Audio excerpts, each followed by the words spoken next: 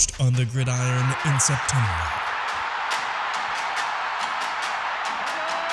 Perfected in the magic of March. For the fans who love the crunch of the pads, prefer a dunk, and expect nothing but the best. It's Bigger Ten. Here's Steve Dace. And welcome to this week's episode of Bigger Ten. I am Steve Dace with my co-host, but never partner, the one and only Aaron McIntyre. Aaron, I am wearing my Michigan 2021 Big Ten basketball champions shirt here today. That's a bit of a tell. We're going to, for the first time this season on Bigger Ten, do a deep dive into some Big Ten basketball. You ready to go? Absolutely. Have you watched a lot of it so far this season? For whatever reason, it's only been the last week and a half. I can say I've watched at least a little bit of, I think, basically every team.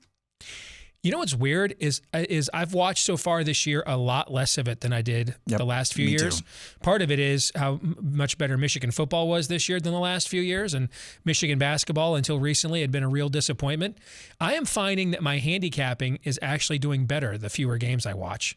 No kidding. How weird. Just going with the actual data and the situation and not my own subjective interpretation of events. Yeah, Sure. I'm finding I'm doing better by watching fewer games. Anyway, let's get to it. Let's start with the only rankings that matter as we begin the Big Five here on Bigger Ten. There's a lot of college basketball polls, but only one of them matters. And that is the NCAA's net rankings that they put together, sort of their combination of an RPI with Ken Palm and Bart Torvik kind of analytics and some other proprietary stuff they don't tell us about. But their net rankings are how they both select the NCAA tournament and then also how they seed those teams as well. Let's take a look at how Big Ten teams are rated in these net rankings right now, at least heading into this week's games. Purdue is the highest rated Big Ten team, so they'd be on the 2 seed line. That's literally how this works. Not completely, but pretty close. They would be on the 2, maybe a 3 seed line right now. Illinois at 13, Michigan State at 18. Those two teams played an old-fashioned Big Ten slugfest last night. Illinois held on to win without Curbelo or Coburn. How about that? Wisconsin at 21, Iowa 22, Ohio State at 23. That's right. They're all back to back to back. This one blew me away. All right. Michigan at 38th, despite the kind of start that they have had. Indiana, I'm shocked they were as low as 42. Minnesota at 79, Northwestern at 81. What that's telling you is those teams aren't even bubble teams right now.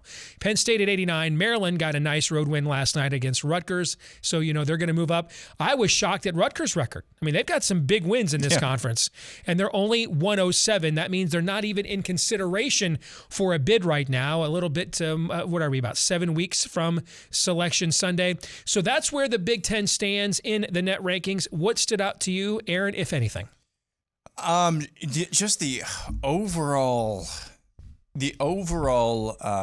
weakness, I guess, not of just the Big Ten, and we'll talk about that in a little bit, but must be of college basketball as a whole. Because as I've watched these games, and oh my goodness, the best game of the season so far was Purdue versus Illinois on MLK Junior Day. It's a basketball game that took place in the middle of the day, and it was just slug punch after slug punch.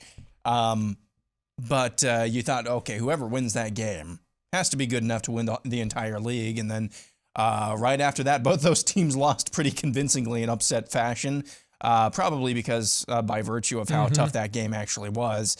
But when you look up and down the league, the fact that you have Iowa just a slot behind Wisconsin, you look at those teams even on a neutral floor, I think Wisconsin wins at least 8 out of 10 of those games just from the eye test. Ohio State, now they're one team I have not watched a whole heck of a lot of, but to see those 3 teams bunched up together, it just seems to me if they're in the top 20 of the net rankings, around the rest of the country, I don't know about you, Steve, but it just doesn't seem like it's a super strong year. And then, of course, the other thing that stood out to me as well, Rutgers, as you mentioned, has some nice wins, and they're all the way down at 107. That just seemed inexplicable to me. Now, just to put a little context on this year is going to be the third year of the net rankings. It's technically the fourth, but remember, we didn't have an NCAA tournament one of those years. All right, so we've only got 2 years of data to go by in terms of context or trying to put things in perspective. So far, only one team that had a net ranking in the top 40 and wasn't on NCAA probation was not invited to the NCAA tournament as an at-large. I think that was NC State the very first year. I think they were like at 33 in the net ranking. So, I mean, if you're in that top 40, your odds that you're going to be invited, particularly if you're in a power conference, are, so far anyway, pretty high. Who knows? Maybe this is the year the selection committee will go against type more, but I don't think you put out an algorithm like that if you don't plan on using that as your crutch and utilizing it quite a bit. Now let's take a look at the Big Ten race. So heading into this weekend, I want to make sure I got this right. Heading into this week, I should say, we've got 6 teams now: Michigan State, Illinois, Ohio State, Wisconsin, Purdue, and Rutgers, who we were just talking about. So Rutgers is in the Big Ten race. Maybe not after losing to Maryland last night, but they came into this week within 2 games in the loss column of first place in the Big Ten, despite being 107th in the net. So right now, you've got Michigan State, Illinois. They played last night. We just mentioned Illinois won 56-55 in a game that reminded you of watching before they had a 3-point line or a shot clock. Ohio State, Wisconsin, and Purdue. Rutgers takes a big step back, losing at home to Maryland. But still now, that puts you with 5 teams within 2 games of each other in the loss column, as we're just a few days away from February.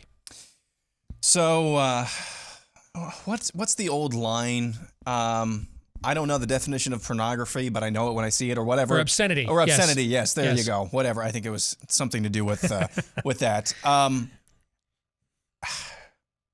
The past 3 years, Steve, we would have seen a race like this in the Big Ten, would we not have? Mm-hmm. And we would have said, wow, what a great conference. Now, I don't know if it's just because of the way the NCAA tournament went last year and the Big Ten just got obliterated in the tournament, or if it's just because of the limited action that I've seen so far. The last few years, we would have said, this is a great conference. You don't know any given night, somebody could beat somebody else. This year, it is true. Anybody could beat anybody else. I'm just not seeing the high level of play that I've maybe gotten used to. And it might have been, in the country do we see it? See, and that's the other part. Missouri almost beat number 1 Auburn last night in a game in the friggin' 50s. Yeah, so I don't know what is the line between parity and just kind of collectively being in the same mosh pit of mediocrity, I guess we'll call it. It's not awful. It's just kind of mediocre. I don't know. It maybe, like I said, maybe the way last year went for the Big Ten in the tournament is tainting my perspective. But as you said, this is kind of going on across the spectrum of college basketball. So as far as the Big Ten race being close, I have no earthly idea who separates themselves. You would have told me after Friday night's Wisconsin-Michigan State game, Michigan State looks like world beaters. You would have told me after Illinois in the Purdue game, Purdue can beat any team and should beat any team on any given night. Ohio State, Rutgers is another team. Rutgers, because of the way that they play, they have a shot every single game if they can actually bring you down into that rock fight. So I have no earthly idea who ends up on top here. Didn't we set a record last year in our league, the most top 2 seeds from one league in the history of the tournament, I believe, right? I think it's likely we're not going to have a single top 2 seed in our league this year. I mean, if you've got Purdue right now at 8, and they're not even in first place in the league, I don't know. To me, we could go from setting the record for the most top 2 seeds in an NCAA tournament ever from one league to not having a top 2 seed in the NCAA tournament. So there's a cool website. I would give it to you. It's just the name is really long, okay? What I need to do is share it on our Twitter so people can get the link from there at Bigger 10. But there's a cool website you can go to that lets you go throughout an entire Big Ten basketball schedule, project the winner of every game, and then it's got built into its algorithm all of the various Big Ten tiebreakers so that you would get what the actual seedings would be based on the standings for the Big Ten tournament if your scenario played itself out, right? So I did this for this week's show This is what I came up with. These would be, according to what I punched in, these would be my final Big Ten basketball standings. Michigan State at 16-4, winning the Big Ten championship, which is kind of Tom Izzo's thing. Purdue being right there because winning Big Ten championships is their thing, with a tiebreaker edge over Illinois, 1 game behind.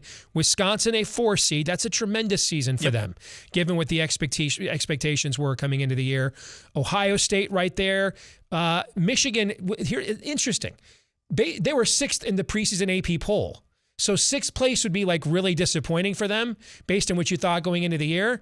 Based on what you thought 3 weeks ago, that looks pretty good. Right? Yep. So the truth is maybe somewhere in the middle. Rutgers right there. Would Rutgers really be left out with a winning record in the Big Ten, even if that net ranking doesn't get any better? Indiana at 500, Iowa just under there. And then you've got Maryland, Penn State, Northwestern, Minnesota, Nebraska. That's your Wednesday night, or is it Tuesday night now? I can't remember. First night crew in the Big Ten tournament in Indy. If what I projected turned out to be remotely accurate, what do you think? Well, I think it could be for one reason, and I just mentioned it earlier. Michigan State going on the road to the Kohl Center and just obliterating Wisconsin, or at least as much as you can on the road. That could very well be the difference, because now you think that Michigan State, whatever games they have left or have played against Purdue and Illinois, they basically just have to split them. They don't really have to get one big win on the road. They got that at Wisconsin. So I think that could be the difference for them going down the road. It's just Purdue. I know they've had some injury troubles, and so has Illinois as well. I just don't see, they haven't shown me, neither of those teams have shown me this year that they're really capable of putting this thing away in the long run. And for that matter, you could make that same argument against Michigan State. It's just that they're up top right now. So the rest of the middle of the pack, Ohio State all the way down to Iowa, I think Iowa could surprise somebody. It might come this Thursday against Purdue. I think they'll get one team in that upper echelon. But I have to agree with you. 9-11 is about where they're at. I don't get Indiana. I just don't understand them.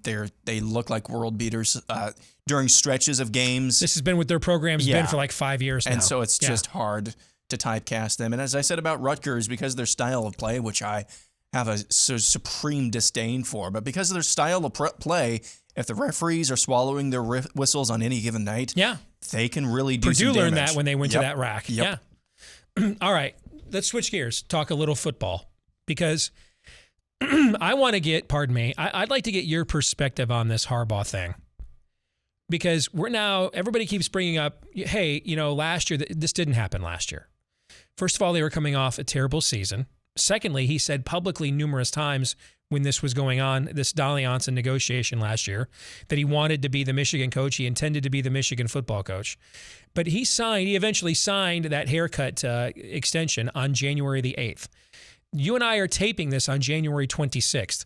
It is a week from National Signing Day. This is also a key recruiting period for the following class this fall. Now there's news today that Mike McDonald, the assistant coach that probably saved Jim Harbaugh's job with what he did as defensive coordinator at Michigan this year, he's going to leave, it looks like, after 1 year to go back home to the Baltimore Ravens and take Wink Martindale's place as the defensive coordinator with the franchise that he originally came from. So this is not how you want to capitalize on the momentum of a breakthrough season. I think what went on here is that Jim is desperate to go back to the NFL. Desperately wanted an NFL job, cannot get one. And that's why he didn't say this time, I'm going to be back as the coach of the Michigan team. I'm going to be here. He's not making any public comments this time. I think that this was a desperate attempt to get an NFL job. The NFL said it's been 7 years since you've been in the league. We've moved on. And now, I don't know what the delay is about signing your extension and taking your raise and getting on with it, but this just seems like a pretty effed up way to try to capitalize off of where you should have all kinds of wind at your back right now. But maybe I'm making too much of it because I'm a fan. So what do you think as an outsider? Well, first of all, with our luck, recording this, by the time we get it posted this evening, he could have signed his extension regardless. Or he gets announced with the Raiders. Or he gets up with the Raiders. I told you 2-3 weeks ago on Bigger 10, I thought the chances he bolts for the NFL were greater than you were giving him. Now I'm thinking they're less. Not because he doesn't want to. Not because he doesn't want to. Because it just the writing was on the wall, at least for me anyway. You've got a wife from out west. We've been through all of that. It doesn't want to live in Michigan. Blah blah blah blah. So here's the thing with Jim Harbaugh. When he first came to Michigan, very bombastic. The media, the sports media built him up only to tear him down. And it was a lot of reasons. Few of them were good, but a lot of them stemmed around, well, we don't like his personality. And that personality was very bombastic, but it was to some degree pretty masculine. And that's really the reason why they didn't like him. So now that we're here, though, you're giving people real reasons to not like that. This is ridiculous. This is not fair to your school. This is not fair to your team. Now, yeah, you just went to the college football playoff and you beat Ohio State and you won the Big Ten championship. That's great. But as you mentioned, Steve, it took you 7 years to do that. Have a little bit more self-awareness. Yeah. A little bit more humility, which is what I thought we saw from him going into this season. Yeah. We probably did. But this doesn't strike me as very much humility right now. See the writing on the wall. If there's not an NFL job that you want, you owe it to your team and you owe it to the people who showed you more commitment than you deserved to show the same type of commitment back. And just stringing them along like this, you're giving actual legitimate ammunition to those who hate you around the country for digging on your personality here. Just get on with it. And for people who say, well, he's being negative recruited now, but the minute he signs his extension, it'll go away. Will it? I would turn right around and say, hey, why did it take him so long to sign that extension? Is he really that committed to you? Yeah, exactly. You're feeding this narrative, all right? And there's 20 or 30 coaches. I could just make a list right now. Coaches Michigan get higher, they would go 1-6 against Ohio State and 0-2 to Mel Tucker too. All right, this has just gone. I've gone from, man, I hope he comes back and we maintain continuity, to, you know what, I don't care either way, just tell me when it's over, to now I'm frankly angry because this is just selfish. And it's not the University of Harbaugh, it's the University of Michigan. Finally, look at these transfer portal numbers. This is incredible. Since the start of the college football transfer portal in October of 2018, so 3.5 years. That's it. 3.5 years. Not even one entire graduating class, Aaron.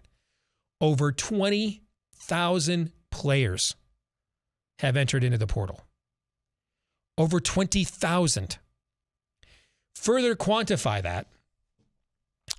About 58% of Power 5 players that enter the transfer portal end up finding a scholarship on a roster elsewhere. Yikes. 45% of non-Power 5/FCS players that enter into the portal, 45%, end up finding a scholarship spot on a roster elsewhere. What do those numbers mean to you? So I want to come out with a caveat here, other than just I wish no active ill will to any college football player. I hope they have nice careers, as long as it doesn't involve beating Iowa. I hope they have nice careers. I hope they make it at the next level. Just generally speaking, I don't wish any negative ill will to them. Let's be honest here. Most of you watching this, unless you have a college football player at any level, or were one, or are one, you really don't you really don't care that much. You really just don't care that much about the academic well-being of these student athletes. You really don't, okay? So with that being the caveat, however, that is a mind-boggling number. A mind-boggling number. 20,000 players entering the transfer portal. Only 45% of them finding a scholarship elsewhere. I'm a little bit torn. If I had a son, 45% that were not in the Power Group of 5 or FCS. Sure. 58% for the Power 5. Yeah. Yep. If I had someone of closer relation that I was a confidant to, whether it was familial or just friend, and they came to me, hey, I'm thinking about entering the transfer portal. So I had a vested interest in it at this point. There should be those stats alone should be enough to be like, you know what? If you're not making it here, don't take this opportunity for granted. That's one thing. Mm-hmm. But by now there should be enough just anecdotal stories. 4-star athlete, sat on the bench for a year and a half, entered the transfer portal, and is now sitting at a D1 or a D, not a D2 school or something like that. Some ridiculous story like that. There are those out there. So that's if I'm advising somebody. I'm also torn on this, Steve, because I've heard on numerous podcasts and numerous interviews as well, players saying, don't really care about the education. I just want to play ball. Okay. All right. They'll find a place somewhere. It's just not going to be paid for. And if you're going somewhere from like a high-level D1 school where you literally are fed for 9 months out of the year at least, just the best food you could think of, and you have the best training facilities you could think of, and the best lodging in a lot of cases that you could think of, there are worse gigs than sitting behind 1 or 2 starters on the team if that team is committed to you and your scholarship. And you can see in those the ratio percentage differences between Power 5 transfer portal E's and non-Power 5 or FCS, that there's a trickle down there. I go in there, if I'm not as big time as I thought, I'm taking somebody else's spot in the MAC, somebody else's spot in the Sun Belt. You know what I'm saying? Yep. Those people jump in the portal, and then, you're probably SOL. So you're watching that sort of cannibalization take place too. This is going to be fascinating to watch what these numbers are 3 years from now, if there's any cautionary tales that people have learned their lesson from. We'll come back, play our weekly game of Would You Rather here next.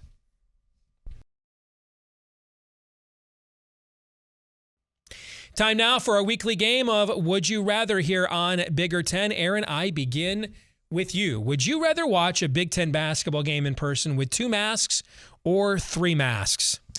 Well, I think... Did you sense my snark there? No, I'm going to answer this as straightforward as I possibly can here, Steve.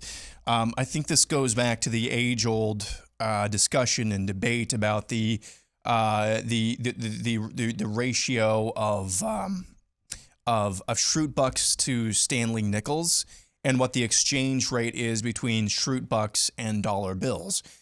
Let me explain.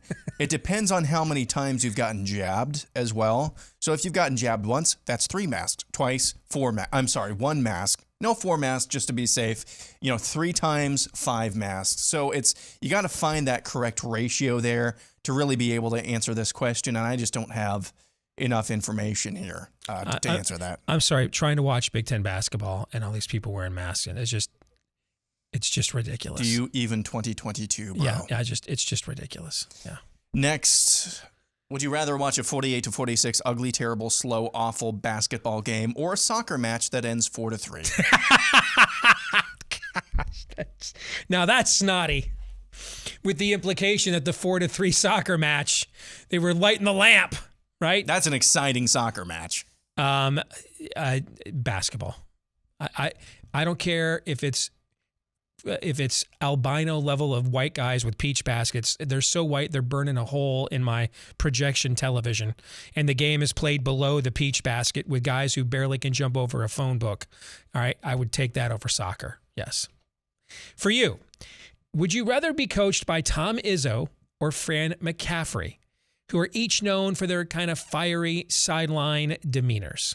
Tom Izzo. Yep. Tom Izzo. Because you might get a ring out of it? Is that why? Yep.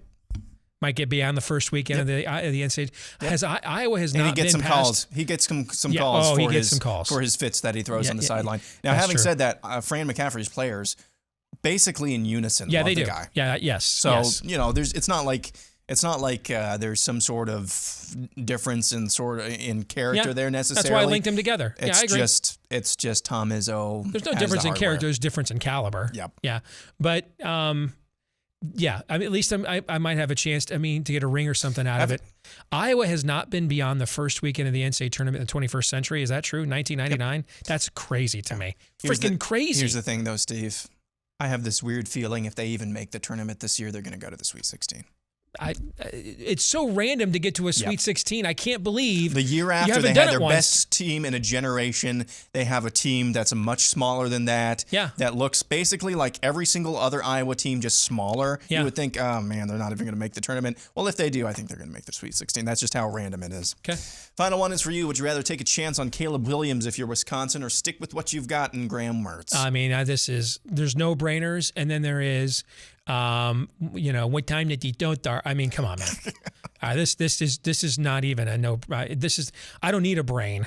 All right. I mean, the last time Wisconsin had a big time quarterback recruit transfer in, worked out pretty well for them. Was his name Russell? Yeah. Russell something? Yeah. Yeah. I mean, to me, if he ends up in Madison, the Big Ten, and of course, provided he stays healthy, Big Ten West is finished. It's decided. They're going to win the division with him, no doubt. All right, that'll do it for our weekly game of Would You Rather. We'll come back with our feedback of the week and our Twitter poll results next. This week's Twitter poll results, we asked you, who do you think is winning the Big Ten basketball title? Hope you guys don't mind. There's only 4 slots, so I had to omit a couple of teams. So Rutgers and Ohio State did not make it. Okay. Purdue wins with 40.6% of the vote. Illinois, 25.8%. Michigan State at 21.8%. Wisconsin at 11.8%. So Purdue, a definitive favorite amongst our Twitter following. That's still probably who I would have voted for, provided Jaden Ivey's not out too long. But I don't know that it should be by that kind of a margin. What do you think, Aaron? I saw this come out, and usually when I see you put out these Twitter polls, I vote in them right away. If nothing else than just to see the results, I intentionally did not vote in this one because, as I said earlier, I have no freaking clue. Mm-hmm. If you put a gun to my head right now, man, I want to say Wisconsin, but I would probably end up taking Michigan State. Right now. I think Wisconsin is the type of team that they may not make it to the semifinals of the Big Ten tournament, but they could go to like the Elite Eight because of the play of Johnny Davis, and they've got a strong number 2 in Brad Davison, the dirtiest player in college basketball in the last 10 years. Because named Grayson Allen. You think he surpassed him? I think he surpassed him because Grayson Allen only had 2 or 3 years. He wasn't trying to grab your sack. And how long did Grayson Allen play? I mean, I think he went 4 years. Did he go 4 years? I think he did. Okay, yeah. Well, maybe, but I think it's Michigan State right now. But any of these teams could do a lot of damage. I just think Wisconsin's got something special when they're really clicking. All right, that brings us to our feedback of the week this week, and it comes from Are You Strong, who's a big Rutgers fan, who says Rutgers beat Purdue, Iowa, Michigan, and Maryland, and yet is 107th in the net rankings. Seems accurate, brother. We're feeling you. And this isn't like the old RPI where you knew how the formula was configured, so you can even kind of schedule yourself into a good RPI or out, as Iowa found out one year under Fran McCaffrey, okay? With this system, we don't know. We know it has some Ken Palm-like performance analytics. We know that. We know there's some kind of the old RPI, strength of schedule function.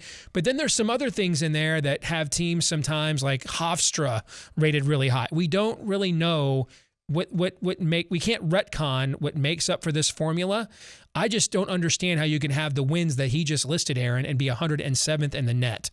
Unless those were your only 4 wins, and they're not. They're 11-8 right now. They got a better record than Michigan does, and they're like 70 spots lower than Michigan. Yeah, and it's not like, And they beat Michigan. The best win on there by far is Purdue. Mm-hmm. But it's not like Iowa, Michigan, and Maryland are 3 copies of Nebraska either. Those should account for something, and apparently they don't. Now they did just lose to Maryland again as well. Yeah, that didn't help your case, right? But we still feel you though. That makes no sense whatsoever.